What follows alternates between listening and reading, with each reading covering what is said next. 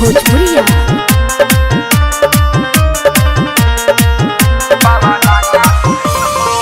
लेकिन ना ये सैया टाटा सफारी देखेला जवन दुगो देवे लगा दी।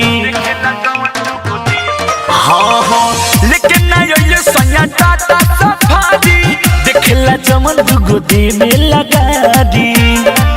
भैया बड़े किसी आली तारा भांगा से हो सैया गावा ना करावे अइले टांगा से हो गोड़ रंगले रानी पावा रंगा से हो सैया गावा ना करावे अइले टांगा से हो गोड़ रंगले रानी पावा रंगा से हो पावा रंगा से हो पावा रंगा से हो। जिया फिल्म्स रिकॉर्डिंग स्टूडियो दिल्ली। गोड़ रंगले रानी पावा रंगा से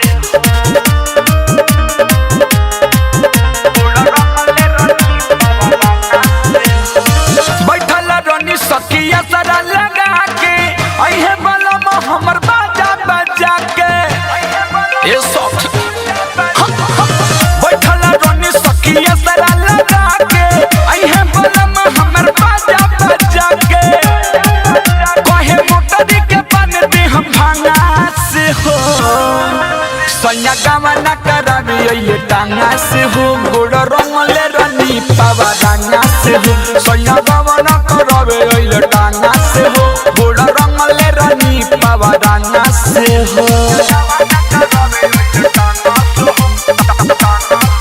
म्यूजिक बाय विकेश भोजपुरिया।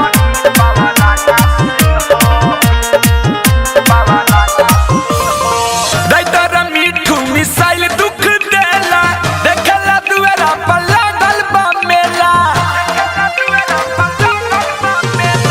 सुबोध थारू विकेश दुख देला देखला दुआरा पर लागल बा मेला कन्ना पानी आल बेला फूल भांगा से हो सैया गावा ना करावे अइले टांगा से हो गोड़ रंगले रानी पावा रंगा से हो सैया गावा ना करावे अइले टांगा से हो गोड़ रंगले रानी पावा रंगा से हो। लेकिन ना ये सैया टाटा सफारी देखला जमन दुगो देवे लगा दी।